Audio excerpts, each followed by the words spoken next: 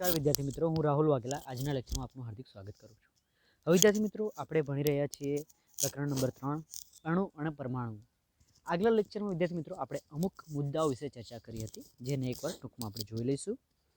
અહીં વિદ્યાર્થી મિત્રો આપણે જોયું હતું કે પરમાણુ એ તત્વનો અંતિમ અવિભાજ્ય સૂક્ષ્મકણ છે। એટલે વિદ્યાર્થી મિત્રો આપણે કોઈ પણ તત્વને તોડીએ, કોઈ પણ તત્વનું વિખંડન કરીએ, એને જુદો કરીએ વિદ્યાર્થી મિત્રો, તો આપણને એમાં છેલ્લો અંતિમ કણ આપણને વિદ્યાર્થી મિત્રો પરમાણુ મળે છે। એટલે કે જેમ કોઈ ઇમારત હોય, ઇમારતનો છેલ્લો કણ કે ઇમારત શાનાથી બનેલી છે એ જાણવું હોય તો એ ઈંટ હોઈ શકે। એ રીતે વિદ્યાર્થી મિત્રો કોઈ તત્વ સંયોજનનો છેલ્લો કણ અવિભાજ્ય એટલે કે પરમાણુને આપણે ભાગી શકતા નથી। પરમાણુની અંદર વિદ્યાર્થી મિત્રો આપણે એનું વિઘટન કરી શકતા નથી। એટલે કહી શકાય કે પરમાણુ એ તત્વનો અંતિમ અવિભાજ્ય સૂક્ષ્મ કણ છે। પછી વિદ્યાર્થી મિત્રો દળ સંચયનો નિયમ એટલે કે આપણે law of conservation of mass એટલે વિદ્યાર્થી મિત્રો કહી શકાય કે રાસાયણિક પ્રક્રિયા દરમિયાન જેમાં પ્રક્રિયકનું જેટલું દળ હતું એટલું જ દળ વિદ્યાર્થી મિત્રો આપણને નિપજમાં મળે છે, પ્રોડક્ટમાં મળે છે, એને આપણે દળ સંચયનો નિયમ કરી શકીએ છીએ। એટલે કહેવાય કે વિદ્યાર્થી મિત્રો રાસાયણિક પ્રક્રિયા દરમિયાન કોઈ પણ દ્રવ્યનું સર્જન કે વિનાશ શક્ય નથી। પછી આપણે નિશ્ચિત પ્રમાણનો નિયમ એટલે લો ઓફ કોન્સ્ટન્ટ પ્રપોર્શન એટલે બાળકો એમાં આપણે ભણી ગયા કે રાસાયણિક પદાર્થોમાં તત્વ હંમેશા દળથી નિશ્ચિત પ્રમાણમાં હાજર રહેલા હોય છે। પછી વિદ્યાર્થી મિત્રો આગળનો મુદ્દો હતો સમગ્ર વિશ્વ પરમાણુઓનું બનેલું છે।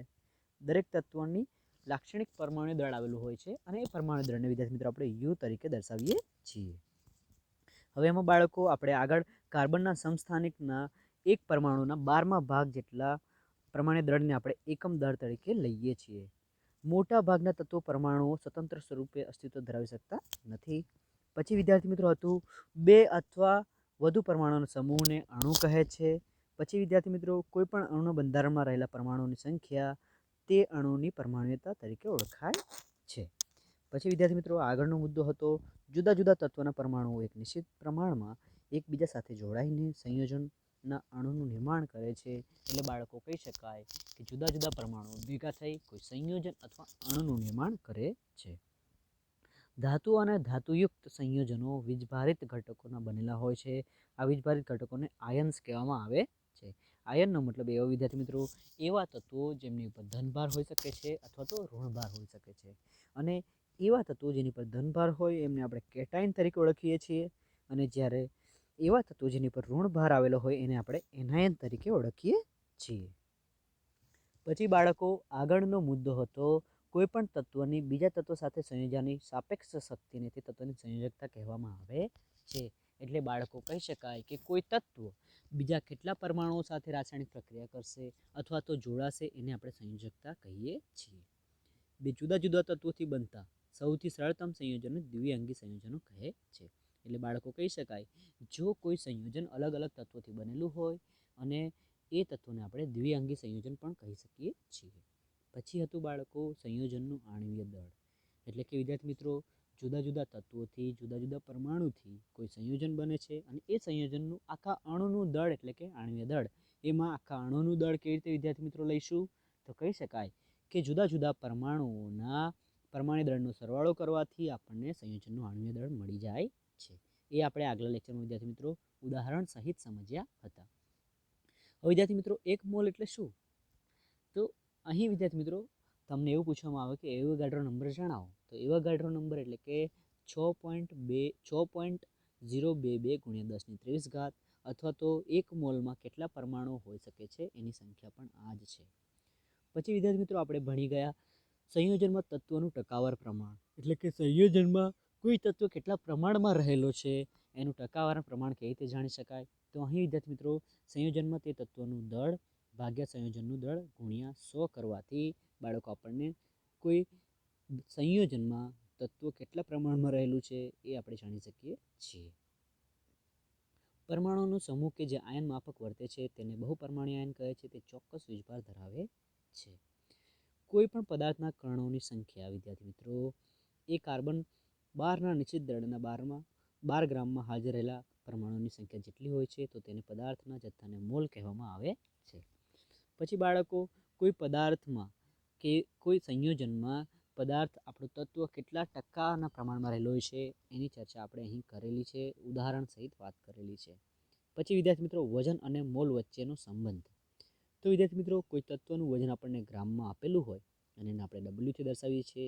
જ્યારે એને આપણે આણ્વીય દળ વડે ભાગીએ એ વજનને તો બાળકો આપણને મોલની સંખ્યા મળી જાય છે, અથવા તો આપણે મોલને આણ્વીય દળ વડે ગુણીએ તો આપણને ગ્રામમાં વજન મળી જાય છે.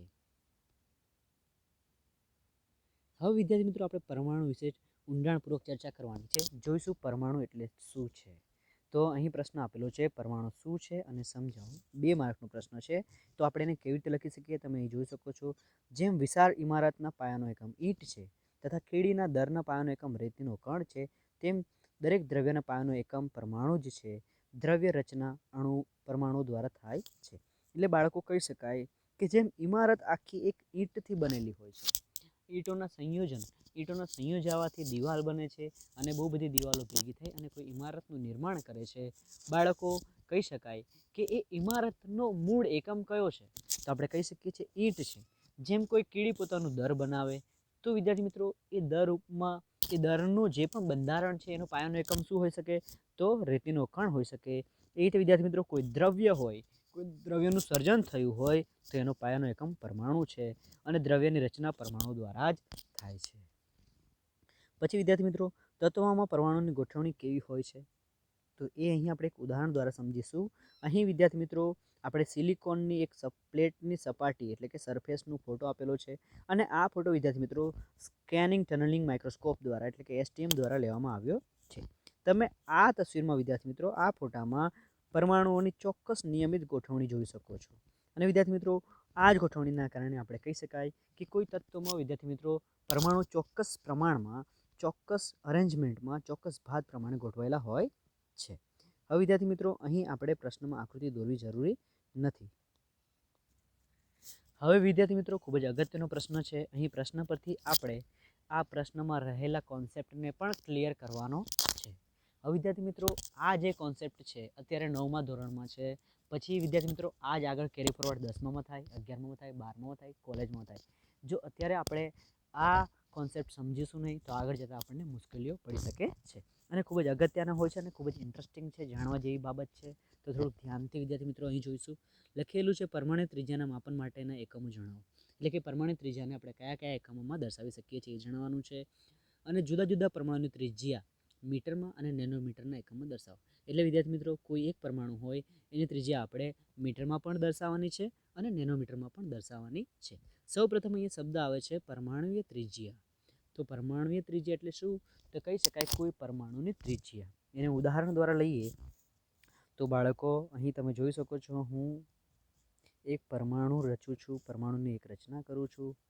વિદ્યાર્થી મિત્રો અહીં આ એક પરમાણુ છે અને વચ્ચે એનો ન્યુક્લિયસ એટલે કે એનું કેન્દ્ર આવેલું છે એ જોઈ શકો છો. હવે જેમ વિદ્યાર્થી મિત્રો એક વર્તુળ હોય, વર્તુળના કેન્દ્રથી વર્તુળના એક છેડા સુધી જે અંતર હોય એને ત્રિજ્યા કહેવામાં આવે છે. તો અહીં પણ વિદ્યાર્થી મિત્રો આ એક વર્તુળ જ છે અને કેન્દ્ર આવેલું છે. તો વચ્ચે જે અંતર છે વિદ્યાર્થી મિત્રો કેન્દ્રથી વર્તુળ વચ્ચેનો જે માર્ગ છે, વર્તુળના છેડા સુધીનું જે અંતર છે એને ત્રિજ્યા કહી શકાય. તો જો આ કોઈ પરમાણુ હોય તો આ પરમાણુની ત્રિજ્યા તરીકે આપણે લઈ શકીએ છીએ. એટલે વિદ્યાર્થી મિત્રો આપણે આ અંતરને મીટરમાં અને નેનોમીટરમાં બતાવવાનું છે. તો આગળ જોઈશું વિદ્યાર્થી મિત્રો કેવી રીતે અહીં દર્શાવેલું છે.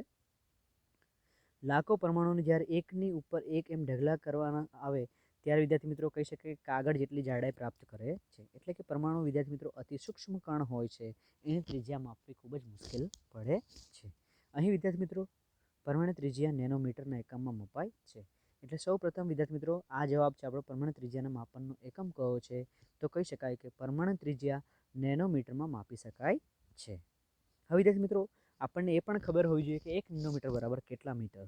તો અહીં જોઈ શકાય છે 1 નેનોમીટર બરાબર 10⁻9 ઘાત મીટર થાય છે અને 1 મીટર બરાબર 10⁹ નેનોમીટર થાય છે. આ બંને વિદ્યાર્થી મિત્રો એકમમાં જે ફેરફાર થઈ રહ્યા છે એ આપણે ખૂબ જ અગત્યથી જોઈ શકીએ છીએ અને ખૂબ જ ધ્યાનપૂર્વક આપણે અભ્યાસ કરવાનો છે. હવે વિદ્યાર્થી મિત્રો બીજો પ્રશ્ન છે જુદા જુદા પરમાણુની ત્રિજ્યા મીટરના એકમમાં અને નેનોમીટરના એકમમાં દર્શાવો. તો કહી શકાય બાળકો અહીં આપણને મીટરમાં આપેલું છે અને અહીં આપણને નેનોમીટરમાં આપેલું છે એ પણ કોઈ ચોક્કસ પરમાણુ નહીં. અહીં વિદ્યાર્થી મિત્રો ઉદાહરણ તરીકે હાઇડ્રોજન પરમાણુ લીધો છે, તો હાઇડ્રોજન પરમાણુની ત્રિજ્યા મીટરમાં 10⁻10 થાય છે, જ્યારે નેનોમીટરમાં 10⁻1 થાય છે. એવી રીતે જ બાળકો પાણીનો અણુ લીધો છે, તો પાણીના અણુની ત્રિજ્યા મીટરમાં 10⁻9 થાય છે, જ્યારે નેનોમીટરમાં 1 થાય છે. એવી રીતે જ બાળકો હિમોગ્લોબિનનો અણુ હોય તો એની ત્રિજ્યા વિદ્યાર્થી મિત્રો મીટરમાં થાય 10⁻8, જ્યારે નેનોમીટરમાં 10 થાય છે. એવી રીતે બાળકો રેતીનો કણ હોય તો મીટરમાં એની ત્રિજ્યા થાય છે 10⁻4, જ્યારે નેનોમીટરમાં 10⁵. એ રીતે બાળકો કેળી છે, તરબૂચ છે, જેમને મીટરમાં આપેલું છે અને નેનોમીટરમાં પણ આપેલું છે. એટલે વિદ્યાર્થી મિત્રો આ પરમાણુ ત્રિજ્યા વિશે આપણને જાણ હોવી ખૂબ જ જરૂરી છે, એ આપણા માટે ખૂબ જ અગત્યનું હોઈ શકે છે. હવે વિદ્યાર્થી મિત્રો આગળનો મુદ્દો પણ ખૂબ જ અગત્યનો છે, એ આપણે જોઈશું. અહીં લખેલું છે વિવિધ તત્વોના પરમાણુઓની આધુનિક સંજ્ઞાઓ જણાવો. આધુનિક સંજ્ઞાઓ વિશે પણ આપણે ચર્ચા કરવાની છે. પ્રશ્ન છે તત્વની સંજ્ઞાઓ વિશિષ્ટ રીતે ઉપયોગમાં કરનાર સૌપ્રથમ વૈજ્ઞાનિક કોણ હતું? એટલે કે વિદ્યાર્થી મિત્રો તત્વને એના નામ પરથી દર્શાવવાની જગ્યાએ એમને ટૂંકા સ્વરૂપે દર્શાવવામાં આવ્યું, જેને આપણે સંજ્ઞા કહીએ છીએ. સંજ્ઞાને ઇંગ્લિશમાં સિમ્બોલ પણ કહેવામાં આવે છે. તો અહીં તત્વોને સૌપ્રથમ સિમ્બોલ તરીકે, સંજ્ઞા તરીકે કયા વૈજ્ઞાનિકે દર્શાવી હતી એમનું નામ જણાવવાનું છે, અને ડાલ્ટન દ્વારા દર્શાવેલ કેટલાક તત્વોની સંજ્ઞા જણાવવાની છે. અને વિદ્યાર્થી મિત્રો ડાલ્ટને અમુક તત્વોની સંજ્ઞાઓ દર્શાવી છે, એના વિશે પણ આપણે જાણ કરવાની છે. તો અહીં જોઈ શકો છો તત્વોની સંજ્ઞાઓનો વિશિષ્ટ રીતે ઉપયોગ કરનાર સૌપ્રથમ વૈજ્ઞાનિક ડાલ્ટન જ હતા. એટલે બાળકો તત્વોને વિશિષ્ટ રીતે ટૂંકા સ્વરૂપે સિમ્બોલિક રીતે દર્શાવવા માટે પણ સૌપ્રથમ ડાલ્ટન વૈજ્ઞાનિક જ હતા, અને એમણે અમુક તત્વોને આવી રીતે સિમ્બોલિક રિપ્રેઝન્ટેશન કર્યું છે, સિમ્બોલિક રીતે દર્શાવ્યા છે. તો એ તત્વોના સિમ્બોલ અને નામ પણ અહીં આપણે જોઈશું. તો તમે જોઈ શકો છો તેમણે જ્યારે કોઈ તત્વની સંજ્ઞાનો ઉપયોગ કર્યો ત્યારે તેમને ઇશારો તત્વની નિશ્ચિત જથ્થા તરફ હતો. એટલે બાળકો ચોક્કસ જથ્થા સાથે પણ એમને તત્વોની સંજ્ઞા તો આપી, પણ એની સાથે સાથે ચોક્કસ જથ્થાનું પણ વિદ્યાર્થી મિત્રો વર્ણન કરેલું છે. અર્થાત તત્વની સંજ્ઞા એક પરમાણુને પ્રદર્શિત કરતી હતી. એટલે બાળકો તત્વની સંજ્ઞા છે કોઈ એક ચોક્કસ પરમાણુને જ પ્રદર્શિત કરે છે. બર્જેલિયસે સૂચવ્યું કે તત્વોની સંજ્ઞાને તેમના નામના એક અક્ષર અથવા બે અક્ષરથી દર્શાવી શકાય. તો વિદ્યાર્થી મિત્રો બર્જેલિયસ નામના વૈજ્ઞાનિકે જણાવ્યું કે કોઈ તત્વનો આપણે સંજ્ઞા સ્વરૂપે દર્શાવવો હોય તો વિદ્યાર્થી મિત્રો એને આપણે એક અક્ષર અથવા બે અક્ષરો દ્વારા દર્શાવી શકીએ છીએ. અહીં વિદ્યાર્થી મિત્રો ડાલ્ટન દ્વારા દર્શાવેલા કેટલાક તત્વોની સંજ્ઞા નીચે મુજબ આપેલી છે, તે અહીં જોઈ શકો છો. સૌપ્રથમ બાળકો અહીં હાઇડ્રોજન આપેલું છે, અને હાઇડ્રોજનને ખૂબ જ સાદી રૂપે દર્શાવવામાં આવેલું છે. તો અહીં જોઈ શકાય બાળકો કે હાઇડ્રોજનને દર્શાવવા માટે એક સિમ્પલ વર્તુળ કરેલું છે, અને વર્તુળની અંદર વિદ્યાર્થી મિત્રો એનું કેન્દ્ર એટલે કે એક ટપકું આપેલું છે. એટલે આપણે વિદ્યાર્થી મિત્રો આવી રીતે આપણે હાઇડ્રોજનને દર્શાવી શકીએ છીએ. હાઇડ્રોજનનો અણુ દર્શાવેલો છે, હાઇડ્રોજનનો અણુ કે હાઇડ્રોજનનો પરમાણુ દર્શાવેલો છે. એ રીતે બાળકો કાર્બન માટે તમે જોઈ શકો છો કે એક વર્તુળ કરેલું છે, અને વર્તુળને વિદ્યાર્થી મિત્રો અહીં શેડ મારેલો છે, વર્તુળની અંદરથી આવી રીતે ઘૂંટેલું છે. એ સંજ્ઞા કાર્બન માટે વપરાયેલી છે. આગળ જોઈશું ઓક્સિજન માટે. વિદ્યાર્થી મિત્રો ઓક્સિજન માટે ડાલ્ટને ફક્ત એક વર્તુળ કરેલું છે, વર્તુળની અંદર કોઈ પણ પ્રકારની ડિઝાઇન કે કોઈ પણ પ્રકારની સંજ્ઞા દર્શાવેલી નથી. પછી બાળકો આવે છે ફોસ્ફરસ. ફોસ્ફરસનું સિમ્બોલ ખૂબ જ સરસ છે. અહીં જોઈ શકો છો ફોસ્ફરસમાં વર્તુળ કરેલું છે, અને એમાં ઉલટો વાય બનાવેલો છે. આપણે આને ફોસ્ફરસનું સિમ્બોલ તરીકે પણ લઈ શકીએ છીએ. અહીં વિદ્યાર્થી મિત્રો સલ્ફર પર જઈશું. તો સલ્ફરને બાળકો એક વર્તુળ કરેલું છે, અને વર્તુળની અંદર એક વત્તાકારનું નિશાન કરેલું છે, એ રીતે દર્શાવવામાં આવ્યો છે. પછી આયરન એટલે કે લોખંડ પર જઈશું વિદ્યાર્થી મિત્રો. તો લોખંડને વર્તુળની અંદર આયરનનો આય પાડેલો છે, એ રીતે સિમ્બોલિક રીતે સંજ્ઞા સ્વરૂપે દર્શાવેલું છે. કોપરની ચર્ચા કરીએ બાળકો, તો કોપરને વર્તુળની અંદર સી પાડેલો છે, એ રીતે કોપરને દર્શાવવામાં આવેલું છે ડાલ્ટન દ્વારા. લેડની વાત કરીએ તો વિદ્યાર્થી મિત્રો લેડને વર્તુળની અંદર કેપિટલ એલ દ્વારા દર્શાવવામાં આવેલું છે. હવે વિદ્યાર્થી મિત્રો લેડને આપણે સીસુ પણ કહી શકીએ છીએ, અને અત્યારે લેડ માટે પીબી સિમ્બોલ વાપરવામાં આવે છે. પીબીનો મતલબ કે પ્લમ્બ, બરાબર. પછી બાળકો આગળ જોઈએ તો સલ્ફર આવેલું છે. સલ્ફર માટે વર્તુળની અંદર કેપિટલ એસ કરેલો છે. સિલ્વરની વાત કરીએ બાળકો, અહીં સિલ્વર છે. સિલ્વરમાં વર્તુળની અંદર એસ કરેલો છે, એટલે સિલ્વર એટલે કે ચાંદી. પછી બાળકો સોનાની વાત કરીએ, ગોલ્ડ. તો સોનામાં વર્તુળની અંદર વિદ્યાર્થી મિત્રો કેપિટલ G કરેલો છે અને વર્તુળની ચારે બાજુ આવા નિશાન કરેલા છે, એરા કરેલા છે. બરાબર છે. પછી વિદ્યાર્થી મિત્રો બીજો અગત્યનો ધાતુ આવે છે, અહીં જોઈ શકો છો પ્લેટિનમ. તો પ્લેટિનમ માટે બાળકો વર્તુળ કરેલું છે અને વર્તુળની અંદર કેપિટલ P લખેલો છે, એ પ્લેટિનમ માટે વપરાઈ શકે છે. એવી જ બાળકો મર્ક્યુરી. મર્ક્યુરી માટે સિમ્પલ વર્તુળ કરેલું છે અને વર્તુળની ચારે બાજુ આવી રીતે એરોથી નિશાન કરેલા છે. વર્તુળની અંદર કોઈ પણ પ્રકારના અક્ષર દર્શાવેલા નથી. તો વિદ્યાર્થી મિત્રો ડાલ્ટને આ પદાર્થોને, આ તત્વોને આવી રીતે સ્પેસિફિક સિમ્બોલમાં દર્શાવેલા છે, જેથી કરીને આપણે એને જાણી શકીએ છીએ અને ટૂંકમાં લખી શકીએ છીએ. હવે વિદ્યાર્થી મિત્રો આપણો આગળનો પ્રશ્ન છે, પ્રાચીન સમયમાં તત્વોના નામ કેવી રીતે અપાતા હતા સમજાવો. એટલે વિદ્યાર્થી મિત્રો પ્રાચીન સમયમાં તત્વોને કેવી રીતે નામ આપવામાં આવતા હતા એના વિશે આપણે સમજૂતી આપવાની છે. તો અહીં જોઈ શકો છો, શરૂઆતના પ્રાચીન સમયમાં તત્વોના નામ તેમના પ્રાપ્તિ સ્થાન કે જ્યાંથી તે સૌપ્રથમ મળ્યા હતા તેના પરથી પડતા હતા અથવા અપાતા હતા. એટલે બાળકો કહી શકાય કે પ્રાચીન સમયમાં તત્વોનું નામ એ તત્વ ક્યાંથી પ્રાપ્ત થાય છે, ક્યાંથી મળી આવ્યો છે એના પરથી આપવામાં આવતું હતું, અથવા તો એ સૌપ્રથમ ક્યાંથી મળ્યા છે એ સ્થાનના નામ પરથી તત્વનું નામ આપવામાં આવતું હતું. દાખલા તરીકે કોપરની વાત કરીએ તો કોપરનું નામ સાયપ્રસ પરથી આપવામાં આવ્યું હતું, કારણ કે કોપર તે સ્થળથી પ્રાપ્ત થયું હતું. એટલે બાળકો કોપરનું નામ છે ક્યુપ્રમ. કોપરનું લેટિન નામ છે ક્યુપ્રમ, અને આ ક્યુપ્રમ નામ એટલે કે કોપર નામ કેવી રીતે આપવામાં આવ્યું તો બાળકો એ સાયપ્રસ નામની જગ્યા પરથી પ્રાપ્ત થાય છે અથવા સૌપ્રથમ મળી આવ્યું હતું. તેથી બાળકો કોપરનું નામ સાયપ્રસ નામની જગ્યા પરથી આપવામાં આવ્યું છે. કેટલાક તત્વોના નામ તેમના વિશિષ્ટ રંગ પરથી આપવામાં આવ્યા હતા. એટલે બાળકો કહી શકાય કે અમુક તત્વોના નામ તેમના વિશિષ્ટ પ્રકારના કલર એટલે કે રંગ મુજબ આપવામાં આવે છે. દાખલા તરીકે સોનું. સોનાનું નામ ઓરમ રાખવામાં આવ્યું. વિદ્યાર્થી મિત્રો ઓરમને અંગ્રેજીમાં આવી રીતે લખવામાં આવે છે. તો વિદ્યાર્થી મિત્રો ઓરમ નામ કેવી રીતે આપવામાં આવ્યું છે તો વિદ્યાર્થી મિત્રો કહી શકાય ઓરમ સોનાનું નામ એના વિશિષ્ટ પ્રકારના રંગના કારણે આપવામાં આવ્યું છે, કારણ કે સોનાનો રંગ પીળો છે અને ઓરમનો અર્થ પણ પીળું થાય. એટલે બાળકો કહી શકાય કે સોનાનું નામ ઓરમ રાખવામાં આવ્યું છે, કારણ કે સોનાની રાસાયણિક સિમ્બોલ AU છે. બરાબર છે. તો આપણે કહી શકાય કે AU એટલે કે ઓરમ, અને ઓરમનો મતલબ થાય છે પીળા કલરનું. એટલે એવું તત્વ જે પીળો કલર દર્શાવે છે તો એનું નામ આપણે ઓરમ રાખી દીધેલું છે. હવે વિદ્યાર્થી મિત્રો આગળનો પ્રશ્ન પણ ખૂબ જ અગત્યનો છે કે આધુનિક સમયમાં તત્વનું નામ સંજ્ઞા કેવી રીતે આપવામાં આવે છે સમજાવો. પહેલાં આપણે પ્રાચીન સમયમાં જોયું, હવે વિદ્યાર્થી મિત્રો આધુનિક સમયમાં તત્વોને કેવી રીતે નામ આપવામાં આવેલા છે એ આપણે સમજાવવાનું છે. તો અહીં જોઈ શકાય છે આધુનિક સમયમાં તત્વોના નામ અને સંજ્ઞાની મંજૂરી international union of pure and applied chemistry દ્વારા આપવામાં આવે છે. એટલે બાળકો કહી શકાય કે વિશ્વમાં એક એવી સંસ્થા છે, એક એવું ઇન્સ્ટિટ્યૂટ છે કેમિસ્ટ્રી એટલે કે રાસાયણિક વિજ્ઞાન માટે, જે રાસાયણિક વિજ્ઞાનની અવનવી શોધો પર નિયંત્રણ રાખે છે. અહીં વિદ્યાર્થી મિત્રો આપણે કોઈ તત્વને નામ આપવું હોય તો એ નામ પણ વિદ્યાર્થી મિત્રો કોના દ્વારા આપવામાં આવે છે? International union of pure and applied chemistry. એટલે ટૂંકું નામ લખીએ તો શું થઈ જાય? IUPAC. ઇન્ટરનેશનલનો I, યુનિયનનો U, પ્યોરનો P, એપ્લાઇડનો A અને કેમિસ્ટ્રીનો C. એટલે કે IUPAC નામ થઈ જાય. એટલે બાળકો કોઈ પણ તત્વનું નામ આપીએ તો એ નામ IUPAC દ્વારા આપવામાં આવે છે. અહીં વિદ્યાર્થી મિત્રો એક ટૂંકો પ્રશ્ન બની શકે છે કે IUPACનું ફૂલ ફોર્મ લખો.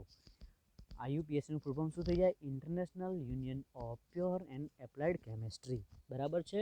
અને વિદ્યાર્થી મિત્રો અત્યારે બધા જ તત્વોની સંજ્ઞા અને નામ IUPAC દ્વારા જ આપવામાં આવે છે. મોટાભાગના તત્વોની સંજ્ઞા તે તત્વના અંગ્રેજી નામના એક અથવા બે અક્ષરોથી બનેલી હોય છે.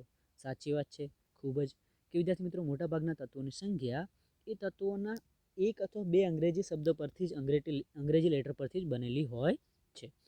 કોઈ પણ તત્વની સંજ્ઞાનો પ્રથમ અક્ષર હંમેશા કેપિટલ અક્ષરમાં અને બીજો અક્ષર હંમેશા નાના અક્ષરોમાં લખાય છે.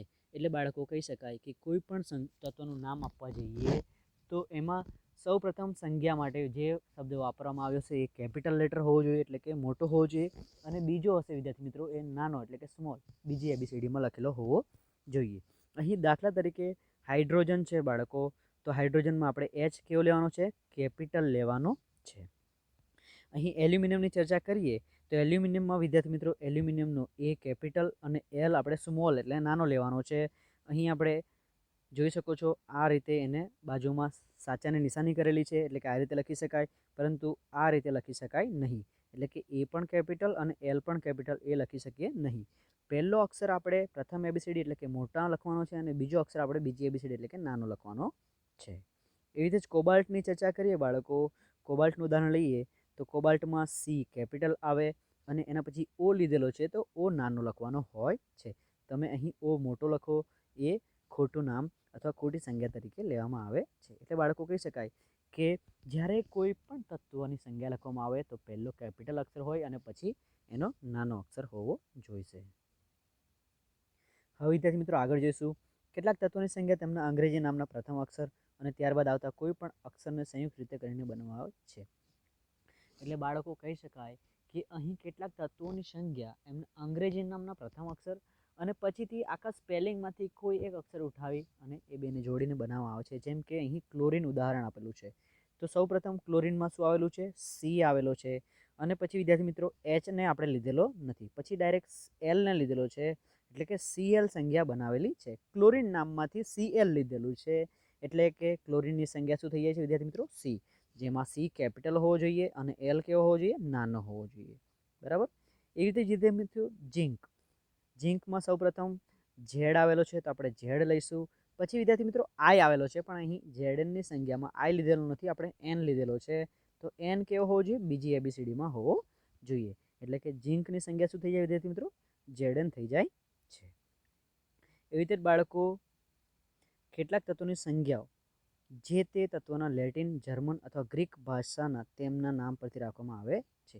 એટલે બાળકો કહી શકાય કે કેટલાક તત્વોની સંજ્ઞાઓ તો તેમના લેટિન નામ અથવા તો જર્મન નામ અને એમના ગ્રીક નામ પરથી રાખવામાં આવેલી છે.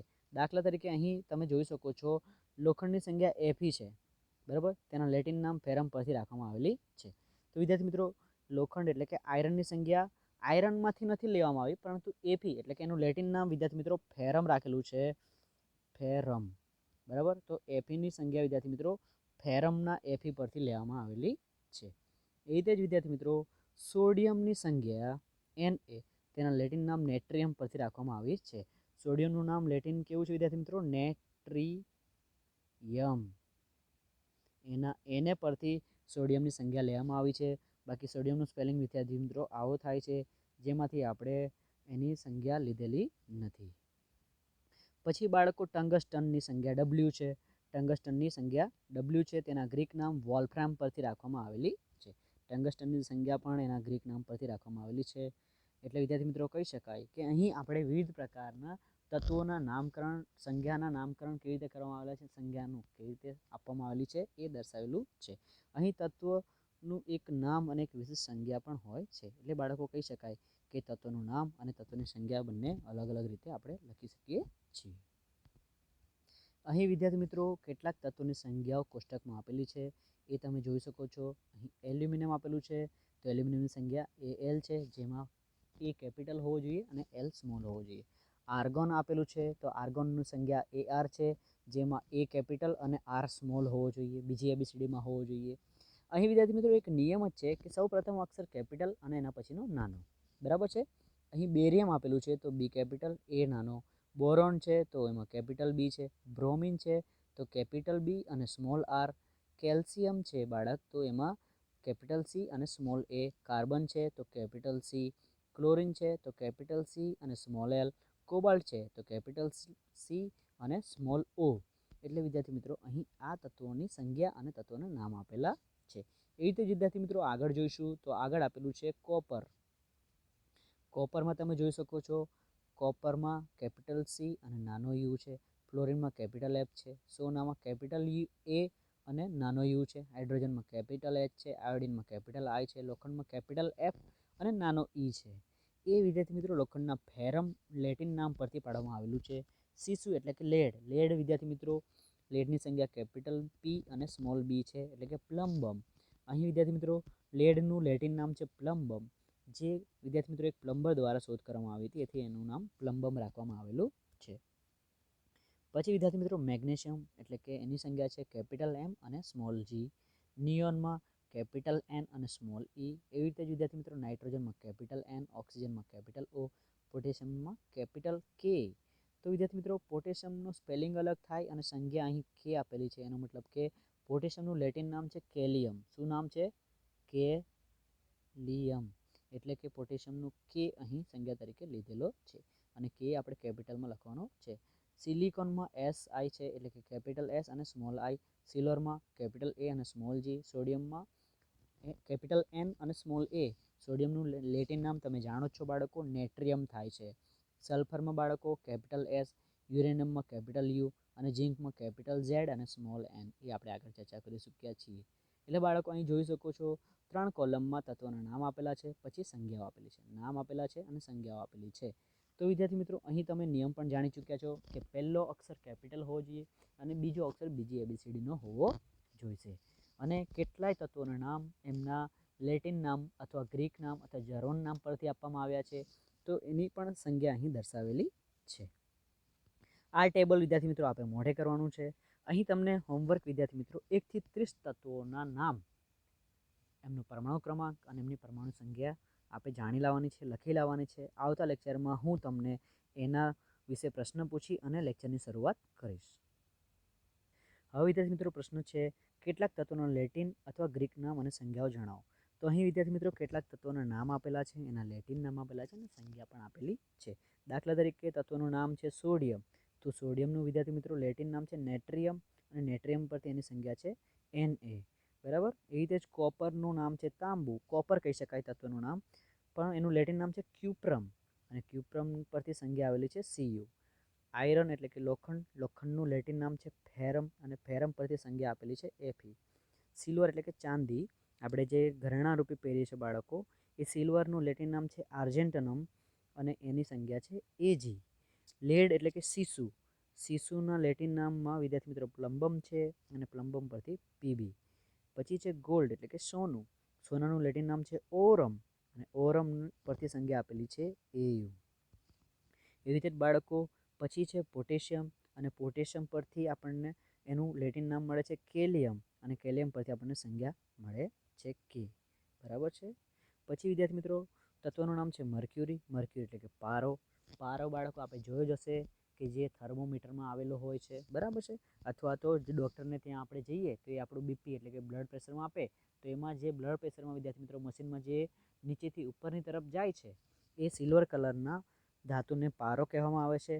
પારાને વિદ્યાર્થી મિત્રો એનું લેટિન નામ છે હાઇડ્રોજીરિયમ અને એની સંજ્ઞા છે Hg. એ રીતે જ વિદ્યાર્થી મિત્રો છેલ્લો અહીં તત્વ આપેલું છે ટંગસ્ટન. ટંગસ્ટનનું લેટિન નામ છે વોલ્ફ્રામ, વોલ્ફ્રામ અને એનું આ ગ્રીક નામ છે અને એની સંજ્ઞા છે કેપિટલ W. તો વિદ્યાર્થી મિત્રો અહીં આપના આ ટેબલ પરથી અગત્યની ખાલી જગ્યાઓ પૂછી શકે છે, ટૂંકા પ્રશ્નો પૂછી શકે છે, અથવા તો 2 માર્કનો પ્રશ્ન પણ પૂછી શકે છે કે એવા તત્વોના નામ આપો જેમના લેટિન નામ પરથી એમની સંજ્ઞાઓ આપેલી છે અથવા દર્શાવેલી છે. તો આ તત્વોના ટેબલને આપણે ખૂબ જ ધ્યાનપૂર્વક અભ્યાસ કરીશું અને યાદ રાખીશું, આ અગત્યનું છે. હવે વિદ્યાર્થી મિત્રો પરમાણ્વીય દળ વિશેની ચર્ચા કરીએ તો અહીં ટૂંક નોંધ લખો. પરમાણ્વીય દળ વિશે 3 માર્કમાં પ્રશ્ન પૂછાઈ શકે છે. તો જોઈશું ડાલ્ટનના મત મુજબ દરેક તત્વ લાક્ષણિક પરમાણ્વીય દળ ધરાવે છે. એટલે કે વિદ્યાર્થી મિત્રો કહી શકાય કે ડાલ્ટનના મત મુજબ દરેક તત્વ પોતાની લાક્ષણિક પરમાણ્વીય દળ ધરાવે છે. અતિ સૂક્ષ્મ કદ ધરાવતા પરમાણુનું દળ નક્કી કરવું ખૂબ જ મુશ્કેલ હોય છે. એટલે બાળકો તમે જાણો છો કે પરમાણુનું કદ ખૂબ જ અતિ સૂક્ષ્મ હોય છે, તેનું દળ કરવું ખૂબ જ મુશ્કેલ છે. તો બાળકો રાસાયણિક સંયોગીકરણના નિયમના ઉપયોગ દ્વારા તેમજ ઉદ્ભવેલા સંયોજનો દ્વારા પરમાણુનું સાપેક્ષ દળ નક્કી કરી શકાય છે. એટલે વિદ્યાર્થી મિત્રો આ સૂક્ષ્મ પરમાણુ દળ નક્કી કરવા માટે રાસાયણિક સંયોગીકરણના નિયમો દ્વારા તમે પરમાણુનું સાપેક્ષ દળ નક્કી કરી શકો છો. શરૂઆતના સમયમાં પરમાણુ દળ એકમનો ટૂંકમાં આપણે AMU તરીકે લખતા હતા. કઈ રીતે વિદ્યાર્થી મિત્રો? AMU તરીકે, એટલે કે AMU એટલે કે એટોમિક, AMU, A એટલે એટોમિક, M એટલે કે માસ અને U એટલે કે યુનિટ. એટલે કે આપણે પરમાણુ દળના એકમ તરીકે AMUને લખતા હતા, પરંતુ IUPACની ભલામણોને આધારે હવે તેને ફક્ત U એટલે કે યુનિફાઈડ માસ એટલે કે એકત્રીકૃત દળ તરીકે દર્શાવવામાં આવે છે. આખું AMU લખવાની જરૂર નથી. દાખલા તરીકે કાર્બનનું ઉદાહરણ લઈએ તો કાર્બનનો પરમાણુ ભાર છે 12. તો આપણે સૌ પહેલાં જ્યારે લખતા હતા ત્યારે 12 AMU લખવું પડતું હતું, પરંતુ હવે આપણે 12 U લખી શકીએ છીએ. આવી રીતે આપણે કાર્બનનો પરમાણુ ભાર અથવા કોઈ પણ પરમાણુ ભારને દર્શાવી શકીએ છીએ. વિવિધ પરમાણુ દળ એકમોની શોધ કરતા વૈજ્ઞાનિકો શરૂઆતમાં કુદરતી રીતે મળતા ઓક્સિજનના 1/16 ભાગમાં દળને એકમ તરીકે લીધું. એટલે બાળકો જ્યારે શરૂઆતમાં પરમાણુ દળની શોધ થઈ ત્યારે એના એકમ તરીકે ઓક્સિજનના દળના 16મા ભાગના દળને આપણે એકમ તરીકે લીધું હતું. ઈસવીસન 1961માં પરમાણુ દળ નક્કી કરવા માટે કાર્બન 12ના સમસ્થાનિકને પ્રમાણિત સંદર્ભ તરીકે પસંદ કરવામાં આવ્યો. પછીથી વિદ્યાર્થી મિત્રો જેમ જેમ શોધ થતી ગઈ એમ આપણે કાર્બનના સમસ્થાનિક એટલે કે કાર્બન 12ના પ્રમાણિત દળ તરીકે આપણે પસંદ કરવામાં આવ્યો છે. પછી બાળકો કાર્બન 12ના સમસ્થાનિકના એક પરમાણુના દળના 1/12મા ભાગને માન્ય પરમાણુય દળ એકમ તરીકે લેવામાં આવે છે. કાર્બન 12 સમસ્થાનિકના એક પરમાણુના દળના સાપેક્ષે મળતા જે તે તત્વના દળને પરમાણુ દળ કહે છે. એટલે બાળકો કોઈ પણ તત્વનું પરમાણુ દળ શોધવું હોય તો આપણે એને કાર્બન 12ના સમસ્થાનિકના એક પરમાણુ દળની સાપેક્ષે શોધવામાં આવતું હતું. તો વિદ્યાર્થી મિત્રો આ પ્રશ્નમાં આપણે અમુક ઉદાહરણો દ્વારા પણ થોડીક ચર્ચા કરવાની રહેશે. તો અહીં ટેબલ આપેલું છે જેમાં પરમાણુ દળ પણ આપેલું છે અને તત્વ પણ આપેલું છે. તો અહીં તમે જોઈ શકો છો હાઇડ્રોજન છે, અહીં એકમ તરીકે યુ લેવામાં આવે છે. તમે જોઈ શકો છો હાઇડ્રોજનનું દળ છે વિદ્યાર્થી મિત્રો 1. અહીં વિદ્યાર્થી મિત્રો એક કોન્સેપ્ટ તમારે જાણવા જેવો છે કે કોઈ તત્વ હોય એનો પરમાણુ ભાર એટલે કે પરમાણુ દળ એ તત્વના પરમાણુ ક્રમાંક કરતાં આશરે ડબલ જેટલું હોય છે, એટલે કે ડબલથી આજુબાજુ હોય છે. અહીં તમે જોઈ શકો છો કાર્બનનો નંબર 16 છે તો પરમાણુ ભાર 12 છે. નાઇટ્રોજનનો નંબર 7 છે તો પરમાણુ ભાર 14 છે. ઓક્સિજન નંબર 8 છે તો પરમાણુ ભાર 16 છે, એટલે કે 8 દુની 16. સોડિયમનો નંબર 11 છે પરંતુ પરમાણુ ભાર 23 છે, એટલે કે 11 દુની 22, પણ 22ની આજુબાજુ હોઈ શકે. બધા જ તત્વોના કિસ્સામાં એવું નહીં હોય બાળકો કે પરમાણુ ક્રમાંક કરતાં એનું વજન એનું દળ ડબલ હોય છે. એટલે કે અહીં તમને કહેવામાં આવે છે કે પરમાણુ ભાર એ પરમાણુ ક્રમાંક કરતાં આશરે ડબલ જેટલો હોય છે, એટલે કે ડબલથી આજુબાજુ હોય છે. તો અહીં વિદ્યાર્થી મિત્રો સોડિયમનો 11 છે તો ડબલ કેટલું થાય 22, તો અહીં 23 છે એટલે કે 22ની આજુબાજુ પરમાણુ દળ આવેલું છે. તત્વ છે મેગ્નેશિયમનો નંબર 12 છે જ્યારે પરમાણુ દળ 24 છે. સલ્ફરનો નંબર 16 છે જ્યારે પરમાણુ દળ 32 છે. ક્લોરીનનો નંબર 17 છે, પરમાણુ ભાર એનો 35.5 છે, એટલે કે ડબલ કરતાં થોડુંક વધારે છે. કેલ્શિયમનો નંબર 20 છે, પરમાણુ દળ એનું 40 છે. એટલે બાળકો અહીં તત્વોનું નામ પણ આપેલું છે અને એની સાથે તત્વનો પરમાણુ ભાર પણ આપેલો છે. અહીં વિદ્યાર્થી મિત્રો જેમ કે કાર્બન છે, હાઇડ્રોજન છે, નાઇટ્રોજન છે, સોડિયમ છે, મેગ્નેશિયમ છે, અમુક તત્વોના પરમાણુ ભાર આપણને યાદ હોવા જોઈએ કારણ કે એ આપણા માટે ખૂબ જ અગત્યના છે. હવે બાળકો આગળનો પ્રશ્ન જોઈશું. વૈજ્ઞાનિકોએ તત્વનું પરમાણુ દળ એકમ નક્કી કરવા માટે ઓક્સિજનને મહત્વ આપ્યું હતું, શા માટે? એટલે સૌપ્રથમ જ્યારે વિદ્યાર્થી મિત્રો પરમાણુ દળની શોધ થઈ ત્યારે આપણે પરમાણુ દળ આપવા માટે વિદ્યાર્થી મિત્રો સાપેક્ષ દળ તરીકે ઓક્સિજનને પસંદ કર્યો હતો અને એનું કારણ શું છે એની ચર્ચા કરવાની છે. તો તમે અહીં જોઈ શકો છો બાળકો વિવિધ પરમાણુ દળના એકમોની શોધ કરતા વૈજ્ઞાનિકોએ શરૂઆતમાં કુદરતી રીતે મળતા ઓક્સિજનના 1/16મા ભાગના દળને એકમ તરીકે લીધું. એટલે બાળકો અહીં વૈજ્ઞાનિકોએ જ્યારે પરમાણુ દળની શોધ થઈ ત્યારે શરૂઆતમાં કુદરતી રીતે મળી આવતા ઓક્સિજનના 16મા ભાગને પરમાણુ દળના એકમ તરીકે લીધું હતું. અને વિદ્યાર્થી મિત્રો અહીં દર્શાવેલા કારણોને લીધે મહત્ત્વ આપવામાં આવ્યું છે. એટલે કે ઓક્સિજનને શા માટે મહત્ત્વ આપવામાં આવ્યું છે આ ભાર પરમાણુ દળના એકમ તરીકે લેવા માટે? તો અહીં જોઈ શકો છો સૌ પ્રથમ કારણ આપેલું છે ઓક્સિજન અનેક તત્વો સાથે પ્રક્રિયા કરી સંયોજન બનાવે છે.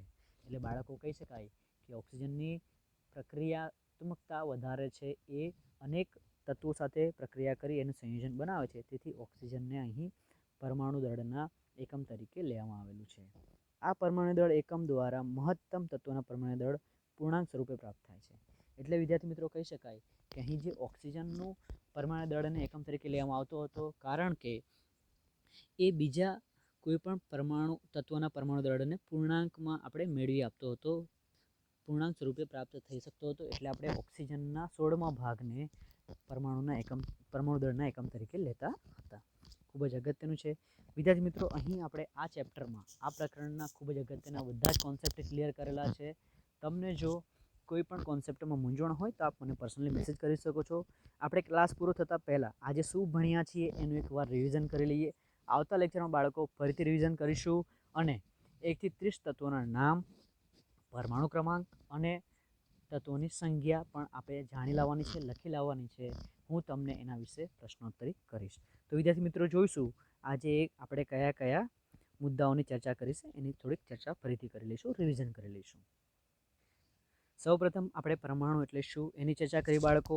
તો તમે જાણો જ છો પરમાણુ એ કોઈપણ દ્રવ્યની સંરચનાનો પાયાનો એકમ છે, એટલે કે કોઈપણ દ્રવ્યની રચના પરમાણુ દ્વારા જ થાય છે. પછી વિદ્યાર્થી મિત્રો પરમાણુની ગોઠવણી. તો અહીં કહી શકાય કે પરમાણુની ગોઠવણી ચોક્કસ છે, નિયમિત છે, એક ભાત આવેલી હોય છે, એકદમ સ્પેશિયલ અરેન્જમેન્ટથી થયેલી હોય છે. પછી બાળકો આપણે પરમાણુ ત્રિજ્યા વિશે ભણી ગયા. તો પરમાણુ ત્રિજ્યા શું છે? તો અહીં વિદ્યાર્થી મિત્રો આકૃતિ દ્વારા પણ ભણ્યા કે કોઈ પરમાણુ હોય તો પરમાણુની અંદર આવેલા ન્યુક્લિયસથી પરમાણુની બહારની કક્ષા સુધી, એટલે કે બહારની કક્ષા સુધીના અંતરને પરમાણુ ત્રિજ્યા કહેવામાં આવે છે. હવે વિદ્યાર્થી મિત્રો પરમાણુ ત્રિજ્યાને કયા એકમમાં માપવામાં આવે છે તો એની ચર્ચા પણ કરી. પરમાણુ ત્રિજ્યાને આપણે નેનોમીટર એકમમાં માપવામાં આવે છે. નેનોમીટરને સંજ્ઞા સ્વરૂપે સ્મોલ એન, નાનો એન અને નાનો એમ તરીકે દર્શાવીએ છીએ, એટલે કે NM તરીકે દર્શાવવામાં આવે છે. અને 1 નેનોમીટર બરાબર 10⁻⁹ મીટર થાય છે અને 1 મીટર બરાબર 10⁹ નેનોમીટર થાય છે. અહીં બાળકો અમુક પરમાણુઓ આપેલા છે જેની સંજ્ઞા મીટરમાં પણ છે અને નેનોમીટરમાં પણ છે. જેમ કે હાઇડ્રોજન છે, એની ત્રિજ્યા વિદ્યાર્થી મિત્રો મીટરમાં 10⁻⁻ છે અને નેનોમીટરમાં 10⁻⁰ છે. પાણીનો અણુ છે એની 10⁻⁹ છે મીટરમાં ત્રિજ્યા, એની સાથે જ નેનોમીટરમાં વિદ્યાર્થી મિત્રો એની ત્રિજ્યા 1 છે. હિમોગ્લોબિનના અણુની ત્રિજ્યા મીટરમાં 10⁻⁸ છે, જ્યારે નેનોમીટરમાં 10 છે. રેતીનો કણ છે વિદ્યાર્થી મિત્રો એની મીટરમાં ત્રિજ્યા થાય 10⁻⁴, જ્યારે નેનોમીટરમાં 10⁵. કીડી છે એની ત્રિજ્યાની માપ કરીએ વિદ્યાર્થી મિત્રો તો 10⁻² થાય છે મીટરમાં, જ્યારે નેનોમીટરમાં એની 10⁷ થાય છે. તરબૂચ છે વિદ્યાર્થી મિત્રો તો અહીં તરબૂચની 10⁻⁸ મીટરમાં આપેલી છે, જ્યારે સાપેક્ષ ત્રિજ્યા નેનોમીટરમાં 10⁸ આપેલી છે. તો બાળકો અહીં કહી શકાય કે અહીં પરમાણુ ત્રિજ્યા મીટરમાં પણ આપેલી છે અને નેનોમીટરમાં પણ આપેલી છે. નેનોમીટરનો એકમ પરમાણુ ત્રિજ્યાનો એકમ વિદ્યાર્થી મિત્રો નેનોમીટર છે, એ ખૂબ જ અગત્યનું છે, એ જાણવું જરૂરી છે. પછી વિદ્યાર્થી મિત્રો તત્વોના સંજ્ઞાઓ કેવી રીતે, તત્વોની સંજ્ઞા કેવી રીતે આપવામાં આવેલી છે એના વિશે અહીં ચર્ચા કરેલી છે અને ખૂબ જ ઊંડાણપૂર્વક સરસ રીતે મજાની રીતે કરેલી છે. જેમ કે વિદ્યાર્થી મિત્રો તત્વોની વિશિષ્ટ સંજ્ઞાનો ઉપયોગ કરનાર સૌપ્રથમ વૈજ્ઞાનિક કોણ હતું? તો સૌપ્રથમ વૈજ્ઞાનિક જ ડાલ્ટન છે વિદ્યાર્થી મિત્રો. ડાલ્ટન નામના વૈજ્ઞાનિકે જ તત્વોને ટૂંકા સ્વરૂપે એટલે કે સંગાત સ્વરૂપે દર્શાવ્યો હતો. અને અહીં ડાલ્ટન દ્વારા અમુક સંયોજન, અમુક તત્વની સંજ્ઞા આપવામાં આવેલી હતી જેના વિશે આપણે ચર્ચા કરી ચૂક્યા છીએ. એમાં હાઇડ્રોજન છે, કાર્બન છે, ઓક્સિજન છે, ફોસ્ફરસ છે, સલ્ફર છે, આયરન છે, કોપર છે, લેડ છે, સિલ્વર છે, સોનું છે એટલે કે ગોલ્ડ છે, પ્લેટિનમ છે, મર્ક્યુરી છે. આ બધા જ તત્વોની સંજ્ઞા અહીં આપેલી છે જેને આપણે ચર્ચા કરેલી છે. પછી બાળકો પ્રાચીન સમયમાં તત્વોના નામ કેવી રીતે અપાતા હતા એના વિશે પણ આપણે ચર્ચા કરી કે પ્રાચીન સમયમાં તત્વોના નામ એ તત્વનું પ્રાપ્તિ સ્થાન અથવા તત્વ પ્રથમ વખત ક્યાંથી મળી આવ્યું હતું એના પરથી આપવામાં આવેલું હતું. ઉદાહરણ તરીકે કોપર આપેલું છે. કોપરનું વિદ્યાર્થી મિત્રોનું નામ સાયપ્રસ નામના સ્થળ પરથી આપવામાં આવ્યું હતું, કારણ કે કોપર સૌપ્રથમ ત્યાંથી મળી આવ્યું હતું અથવા કોપરનું પ્રાપ્તિ સ્થાન સાયપ્રસ છે. એવી રીતે બાળકો કેટલાક તત્વોના નામ તેમના વિશિષ્ટ રંગો પરથી આપવામાં આવ્યા હતા. દાખલા તરીકે સોનું. તો સોનાનો વિશિષ્ટ રંગ કેવો છે વિદ્યાર્થી મિત્રો? તો સોનું પીળું છે, ચમકીલું છે, એટલે જ આપણે એને ઘરેણાં તરીકે ઉપયોગમાં લઈએ છીએ. અને સોનાનું નામ પીળું એટલે એને ઓરમ તરીકે ઓળખવામાં આવે છે. તો ઓરમનો અર્થ પણ પીળો થાય એટલે સોનાનું સંજ્ઞા AU એટલે કે ઓરમ પરથી આપવામાં આવેલી છે. પછી બાળકો અત્યારે આધુનિક સમયમાં તત્વોનું નામ અને સંજ્ઞા કેવી રીતે આપવામાં આવે છે એના વિશે પણ ચર્ચા કરી. તો વિદ્યાર્થી મિત્રો આધુનિક સમયમાં તત્વોનું નામ અને સંજ્ઞા એક international union of pure and applied chemistry નામની સંસ્થા છે, ઇન્સ્ટિટ્યૂટ છે, એના દ્વારા આપવામાં આવે છે. અહીં વિદ્યાર્થી મિત્રો IUPACનું ફૂલ ફોર્મ એટલે કે international union of pure and applied chemistry આપણે આવડવું જ જોઈશે.